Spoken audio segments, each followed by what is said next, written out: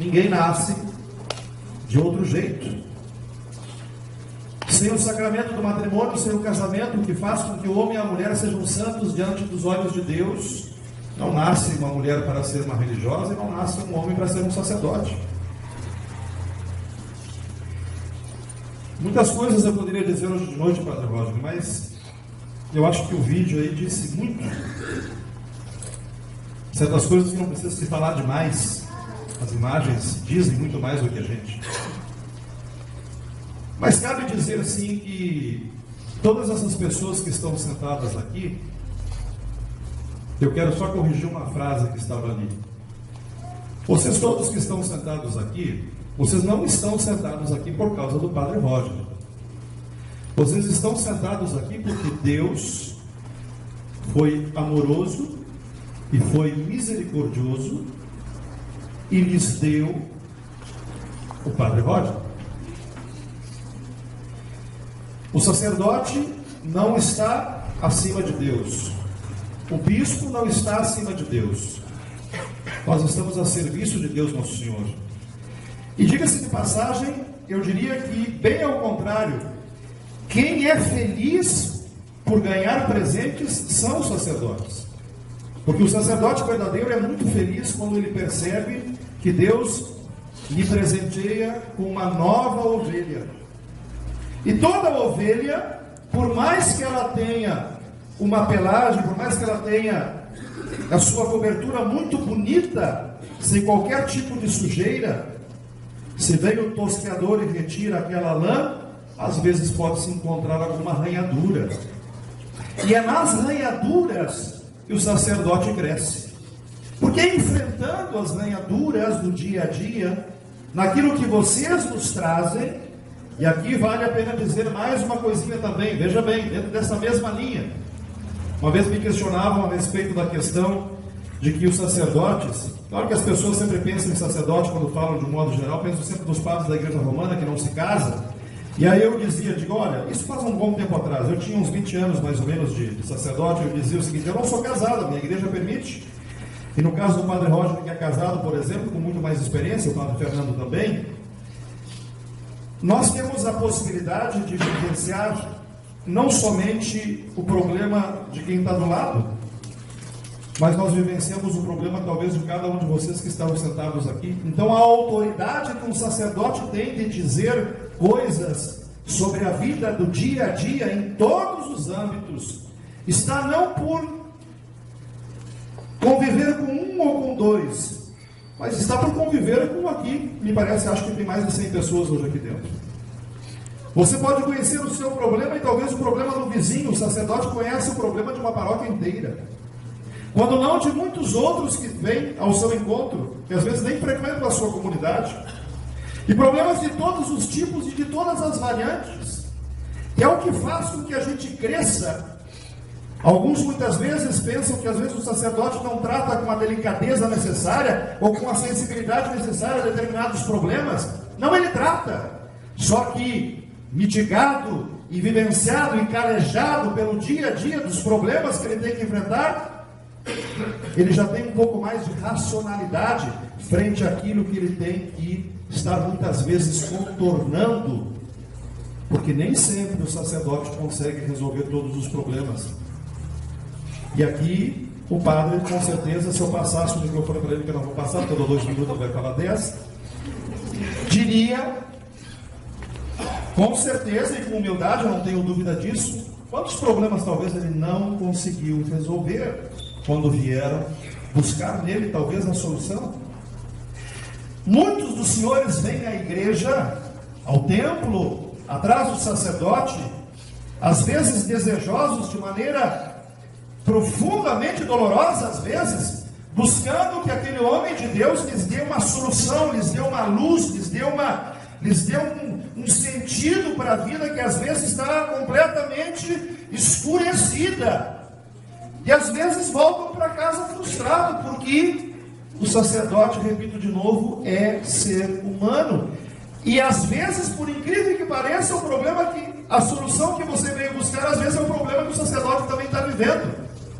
Então eu quero dizer hoje de noite que nós temos que nos alegrar com os nossos sacerdotes, com os nossos padres, com todos aqueles que Deus fez passar pela nossa vida, com acertos ou com erros, não interessa, mas entendemos de maneira muito clara que os sacerdotes são instrumentos de Deus.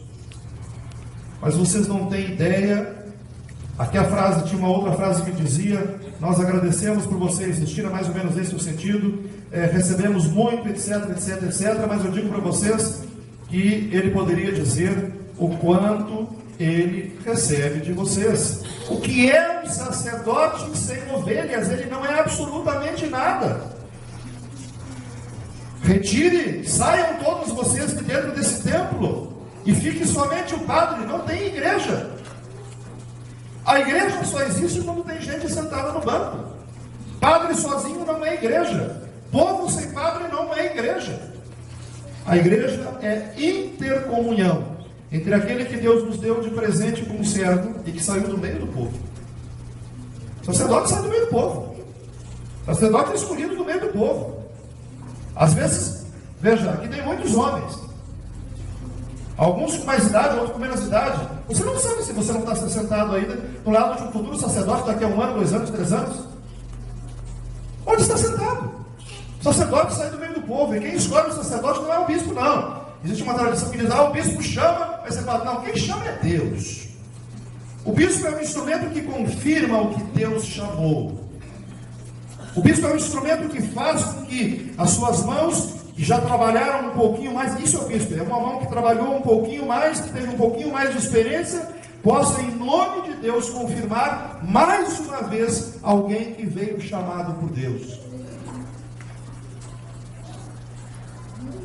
Quero dizer para vocês hoje que vocês indiscutivelmente são agraciados pelo padre que tem. Não tem por que não dizer o que eu vou dizer agora, e eu direi: aprendi a amar este rapaz.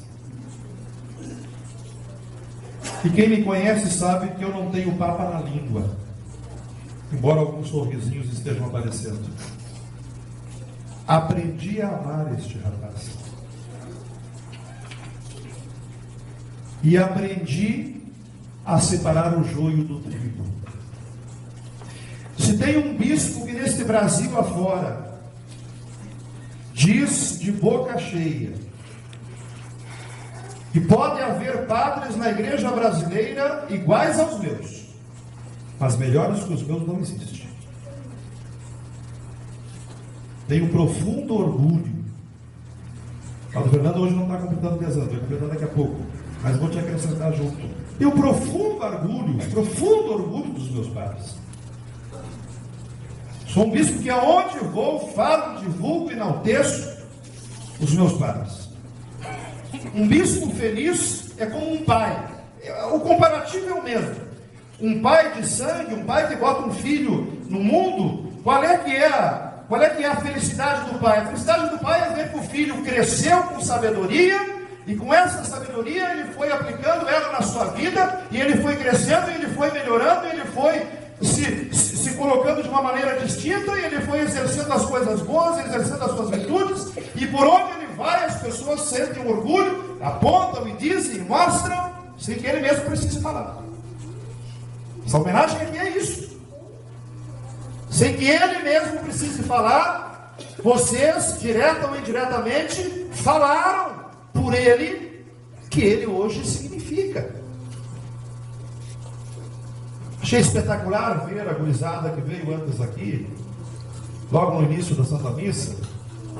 Como me disse a Márcia, pessoas lá do início, o jovem do início, tem conhecimento.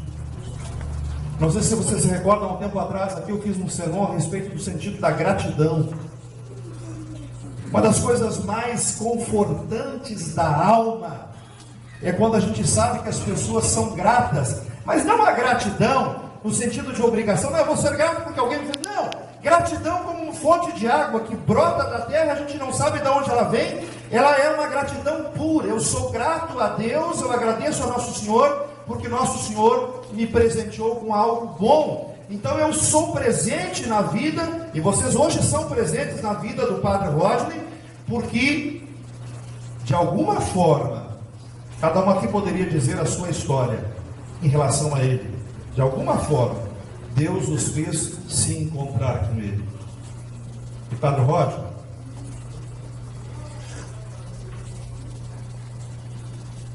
se há uma coisa que eu não tenho dúvida, de 1 ano e meio para cá, pelo menos,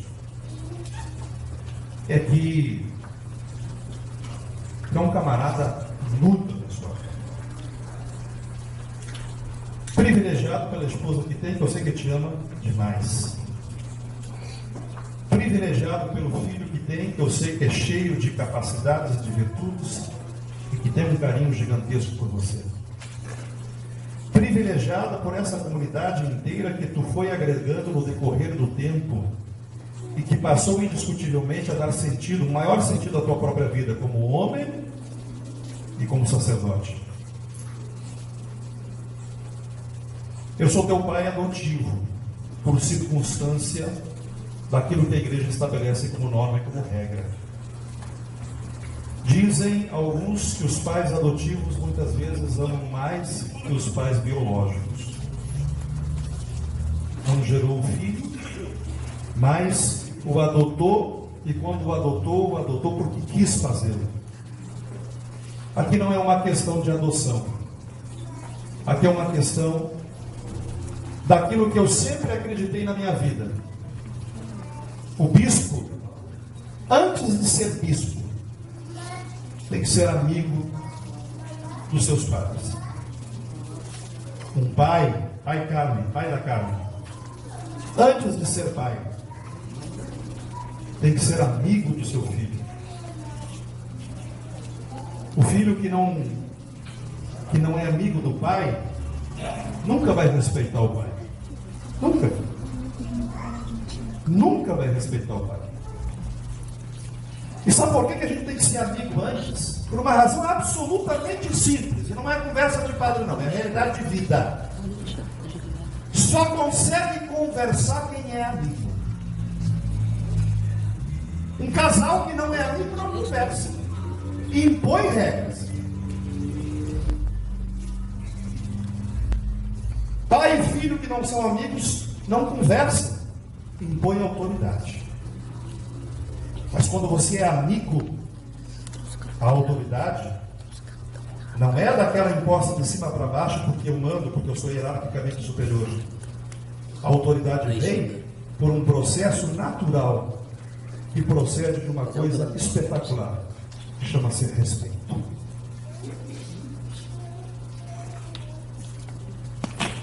Aprendi a respeitar esse padre. E digo de coração aberto, tenho orgulho gigante de ser teu bispo.